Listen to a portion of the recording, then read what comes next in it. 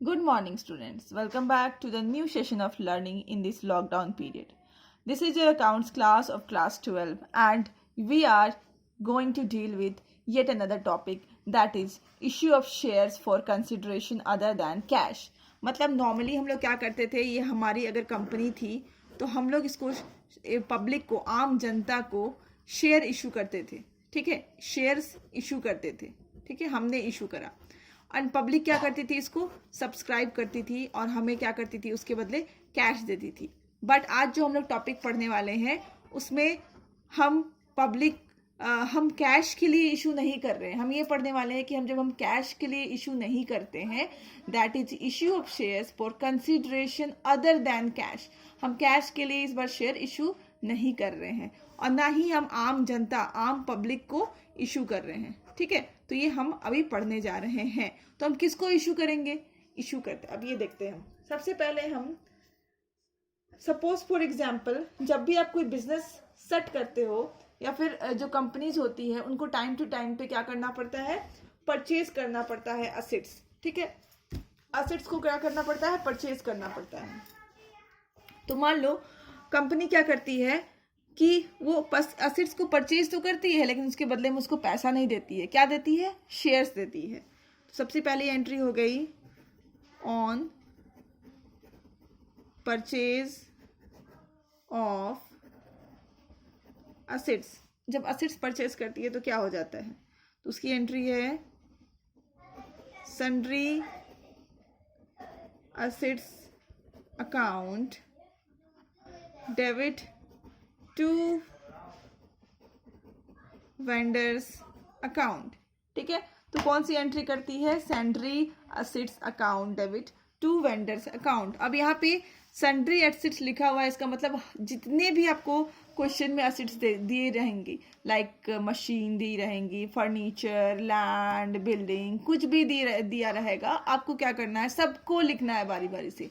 ठीक है, तो यहाँ पे मैं लिख दे रही हूँ इंडिविजुअली, मतलब हर एसेट्स को आपको एक एक करके यहाँ पे लिखना है.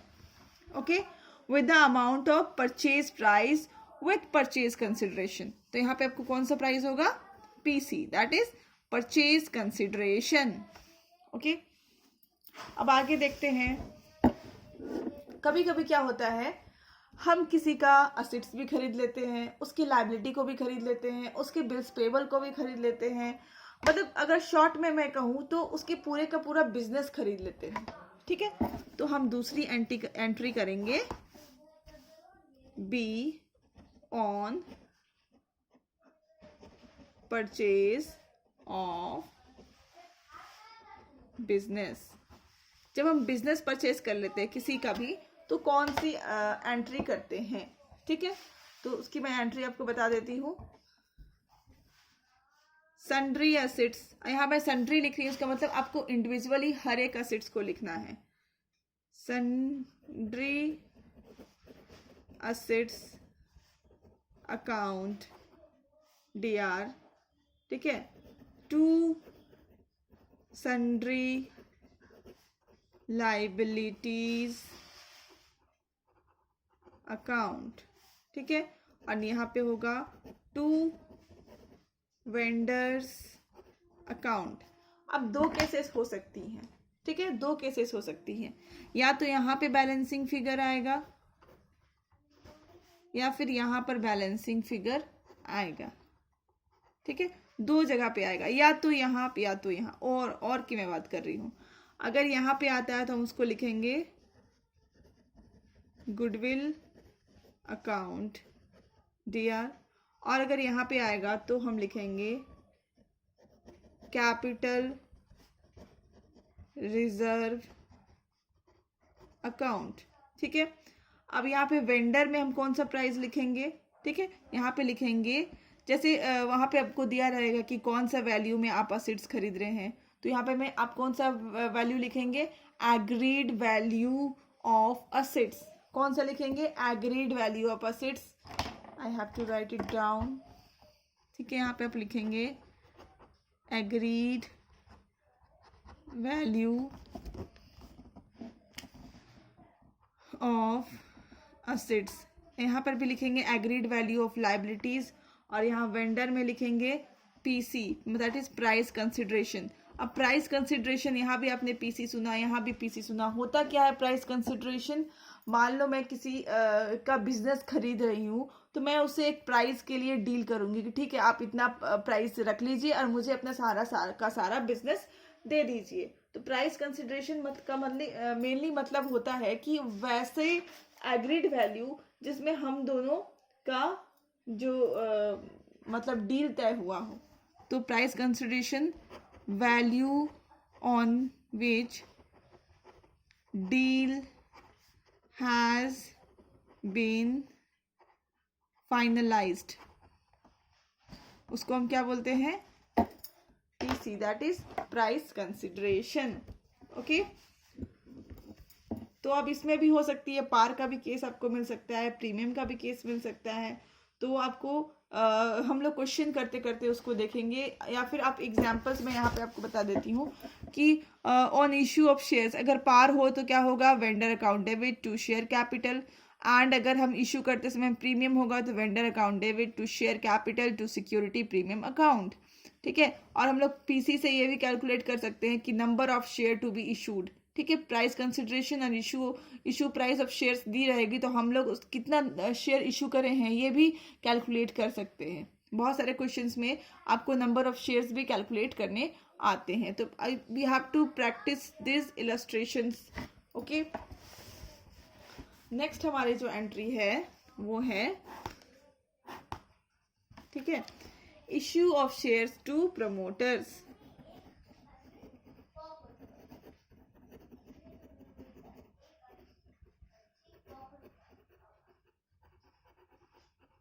ठीक है, issue of shares to promoters. हम लोग समटाइम्स क्या होती है, कंपनी को जो सर्विस रेंडर करती है, प्रमोटर्स कौन होते हैं? प्रमोटर्स वो पर्सन होते हैं कि जब हम लोग का कंपनी का फॉर्मेशन होता है उसमें हमारी हेल्प करते हैं, कंपनी की हेल्प करते हैं। ठीक है, तो उनको जो हेल्प करते हैं या फिर जो उन्होंने सर्विस हमें दिया है उसके बदले में हम उनको एक फॉर्मेशन एक्सपेंसेस या फिर बोलो कि प्रमोटर्स को जो कुछ एक्सपेंसेस देते हैं। तो कभी कभार उनको क्या बोलते हैं कि आप जो हम आपको जो पैसा देंगे, ठीक है, उन्होंने हमें क्या दिया? अपना सर्विस दिया। कब दिया? जब हम अपनी कंपनी को कमेंस कर रहे थे, मतलब स्टार्ट कर रहे थे उस समय। ठीक है, तो हम लोग उसको क्या बोलते हैं कि आप जो हमें अपना सर्विस दिया है उसके बदले आप क्या करो? शेयर्स रख लो। ठीक है, और हमारे कंपनी का आप शेयर होल्डर बन जाओ। ठीक है, तो उसके लिए भी हमें एक एंट्री पास करनी होती है। ठीक है, उस एंट्री को हम क्या कहते हैं? Incorporation expenses account.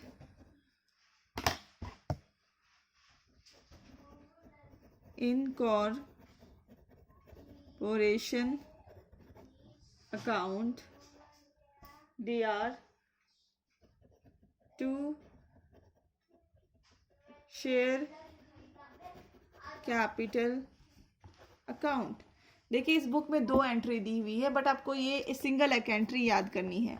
Issue of shares to promoter में आपको क्या करना है? इनकॉर्पोरेशन अकाउंट एक्सपेंस, यहाँ पे लिखेंगे हम incorporation expense account DR to share capital account. ठीक है, जो हमें इनकॉर्पोरेशन एक्सपेंस देना था उसके बदले में हम उसको क्या बोल रहे हैं कि आप शेयर कैपिटल रख लो हमारा। ओके, तो हमारा नेक्स्ट हेडिंग है issue of shares to underwriters. कभी कभार क्या होता है कि मैंने आपको एक स्टोरी बताई थी ना, कब? जब हमारा अंडर सब्सक्रिप्शन के टाइम में, अंडर सब्सक्रिप्शन जब हुआ था, अंडर सब्सक्रिप्शन का मतलब कि हमने पब्लिक को ऑफर किया है 10,000 शेयर्स के लिए एंड पब्लिक ने बस लिया 6,000 शेयर्स। ठीक है, तब होता क्या है, कंपनी ने, सेबी ने ये रूल बनाया है, एक्चुअली सेबी या फिर कंपनीज अकाउंट कह लो, कंपनीज एक्ट कह लो, इसने ये रूल बनाया है कि जब तक आप 90% शेयर्स आपका पब्लिक सब्सक्राइब नहीं करता है, 90% शेयर्स अगर आपका पब्लिक सब्सक्राइब नहीं करता है तो उस सब्सक्रिप्शन को या फिर उस इशू को, IPO इनिशियल पब्लिक ऑफर को, ठीक है, हम लोग क्या मानते हैं? फ्लॉप मानते हैं। उसको हम लोग क्या मानते हैं? फ्लॉप मानते हैं। ठीक है, तो आप तो ये लोग क्या करते हैं, जितना पब्लिक खरीद सकती है वो खरीद लेती है, मतलब जितना पब्लिक सब्सक्राइब कर सकती है सब्सक्राइब कर देती है, एंड बाकी जो शेयर्स है वो किसको ये लोग इशू कर देते हैं, अंडर राइटर्स को इशू कर देते हैं। ठीक है, तो underwriters means a contract by which persons are known as underwriters, they agrees usually for commissions to take the shares not subscribed by the public.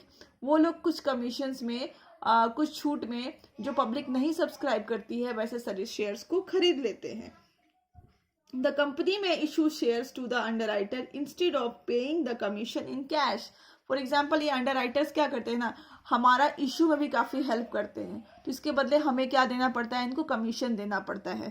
तो हम इनको ये कह देते हैं कि आप क्या करो, आप कमीशन हमसे मत लो, उसके बदले हमारा शेयर्स ले लो, ओके, और हमारा शेयर होल्डर बन जाओ।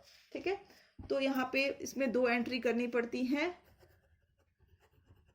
Under writers commission account dr to underwriters account। इसमें क्या है, being underwriters commission due। अब बी में हम लोग क्या करते हैं, underwriters account debit to share capital. पहले तो हमने इसको कमीशन देने के बजाय ये कर दिया, और दूसरा इसको हम लोग ड्यू करा, एंड दूसरा में हम लोग इसको शेयर कैपिटल दे देते हैं।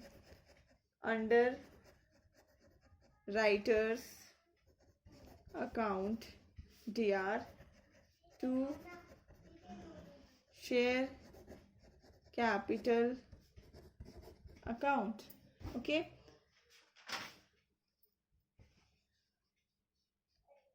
ओके, तो दैट्स ऑल। उसके बाद इसके बाद जो हो सकती है, इसकी नरेशंस लिख लेते हैं हम लोग। Being shares issued to underwriters, okay, ठीक है। तो अब हमारा ये टॉपिक खत्म हुआ। हम आज फिर से एक छोटा सा नेक्स्ट टॉपिक डिस्कस कर लेते हैं, क्योंकि इस बार आपका सिलेबस काफ़ी लेट स्टार्ट हुआ है, and I have to complete the syllabus. आज हम लोग ये टॉपिक डिस्कस कर लेते हैं, फिर नेक्स्ट वीडियो में हम क्या करेंगे, इससे रिलेटेड क्वेश्चंस करेंगे। तो आज बेसिकली कंसेप्चुअल था, और आपको सब ये सारे नोट डाउन करने हैं, नोट्स बनाने हैं, ठीक है। तो for future and re issue of shares क्या करता है, क्या होता है हमेशा, मान लो एक मिस्टर राम है, ठीक है, एक मिस्टर राम है और उससे मांगा गया था 10 रुपया, ठीक है, 10 रुपया मांगा गया था। तो मान लो 2 रुपया एप्लीकेशन में मांगा गया, फिर 3 रुपया अलॉटमेंट में मांगा गया, फिर 2 रुपया फर्स्ट कॉल में मांगा गया, ठीक है, फिर 3 रुपया सेकंड कॉल में मांगा गया, ठीक है। और ये कौन है, ये मिस्टर राम है, ठीक है। तो ये क्या किए, इन्होंने फर्स्ट एप्लीकेशन का पैसा दिया, ठीक है, प्रीमियम का अलॉटमेंट का पैसा ही नहीं दिया। कंपनी इसको एक नोटिस भेजी कि भाई आप अपना दे दीजिए, तो इन्होंने नहीं दिया, ठीक है। फिर इनका फर्स्ट कॉल भी ड्यू हो गया, इसको भी इन्होंने नहीं पे करा। फिर कंपनी 2-3 नोटिस इनको भेजती रहेगी कि आपका 2 जो कॉल है वो क्या है, अरियर है, ठीक है, नोट पैड है। आपको क्या करना चाहिए, कंपनीज का पैसा टाइम पे करना चाहिए। बट ये नोटिस का इन्होंने कोई भी रिप्लाई नहीं दिया, कोई भी रिप्लाई इसमें नहीं दिया, ठीक है। तो कंपनी क्या करेगी, जितने भी यहाँ पे क्या हो गया हमारा, कॉल्स इन अरियर्स हो गया, ठीक है। तो कंपनी क्या करेगी, इनका शेयर को जब्त कर लेगी। क्या करेगी, इनके शेयर को, मान लो इनका 1000 शेयर्स था, तो इनका शेयर्स को कंपनी क्या करेगी, जब्त कर लेगी, ओके। इनका शेयर्स को कंपनी जब्त कर लेगी, जिसको हम लोग बोलते हैं फॉरफिट कर देना, ठीक है।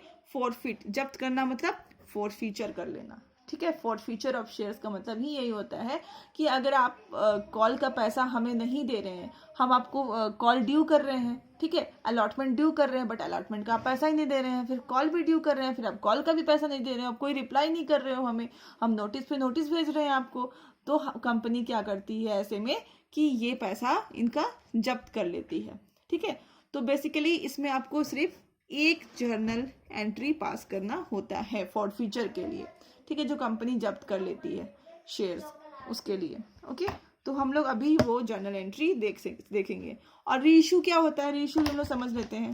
रीइश्यू क्या होता है, कंपनी ने जो शेयर जब्त किया है उसको कंपनी क्या करेगी, बाद में किसी और पर्सन को जो कि उसको लेने में इंटरेस्टेड है, कोई भी पर्सन, तो उनको रीइश्यू कर देगी, ठीक है, उनको फिर से इश्यू कर देती है वो शेयर्स, जिसको हम लोग क्या बोलते हैं, रीइश्यू ऑफ शेयर्स, ठीक है। तो यही कहानी है इसकी। तो इसका मतलब ये है cancelled shares is issued again. जो हमने शेयर कैंसिल किया है उसको हम फिर से इशू कर सकते हैं, इसका प्रावधान हमें कंपनीज एक्ट में मिलता है, ठीक है। तो यहाँ पे बस फॉरफीचर के लिए हमें एक एंट्री करनी पड़ती है जो हम अभी करने वाले हैं, ठीक है। तो सबसे पहले है शेयर कैपिटल अकाउंट DR, ठीक है। यहाँ पे लिखेंगे हम कॉल्ड ऑफ फेस वैल्यू, ठीक है। फिर अगर मान लो कोई सिक्योरिटी प्रीमियम रिजर्व भी, अगर मान लो मैंने यहाँ पे अलॉटमेंट में सिक्योरिटी प्रीमियम का भी 1 रुपया मान लिया था, ठीक है, तो ये भी हमें सिक्योरिटी प्रीमियम का पैसा भी नहीं मिला है, तो हम लोग उसको भी लिखेंगे security premium reserve account debit, ठीक है। ये किस पे हम करेंगे, प्रीमियम नॉट रिसीव्ड, ठीक है। जरूरी नहीं है कि अलॉटमेंट में अगर प्रीमियम होगा तभी, ठीक है, तो मैं यहाँ पे लिख रही हूँ इफ एनी, ठीक है, ये बात का आपको ध्यान रखना है। 2 शेयर्स फॉरफीचर अकाउंट, ठीक है।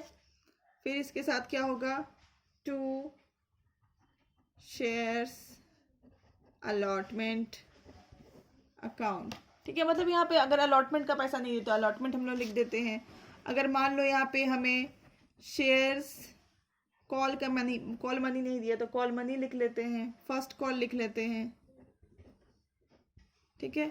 मान लो यहाँ पे हमें सेकंड कॉल भी नहीं मिला, सेकंड कॉल अकाउंट लिख लेते हैं, ठीक है। इस तरह से हमें जो नहीं मिला हम उसका अमाउंट यहाँ पे लिखते हुए चलेंगे, ठीक है। या फिर ये तीनों को नहीं लिख करके हम एक अमाउंट लिख देंगे, और ठीक है, 2 कॉल्स इन अरियर्स अकाउंट, ठीक है। और यहाँ पे अमाउंट कौन सा आएगा, तो यहाँ पे अमाउंट आएगा अमाउंट नॉट रिसीव्ड, ठीक है। यहाँ पे अमाउंट कौन आएगा, जिसको हम उससे मांग रहे थे नोटिस भेज करके, बट वो पर्सन जो अमाउंट देना नहीं चाह रहा था उसको हम यहाँ पे लिख देंगे अमाउंट नॉट रिसीव्ड, ठीक है। तो ये यहाँ पे नरेशंस क्या लिखेंगे, being share forfeited, simple, being share forfeited, okay. अब हम रीइश्यू की एंट्री नेक्स्ट डे देखेंगे जब हम फॉरफीचर सीखेंगे। इसमें 3 एंट्रीज होती हैं एंड उसके बाद हम लोग आगे सीखेंगे, ठीक है। नेक्स्ट क्लास में हम लोग फॉरफीचर की एंट्री बनाएंगे एंड आप ये जो बाकी पोर्शन है इसका एग्जाम्पल देख करके खुद से बनाओगे। Thank you and keep learning.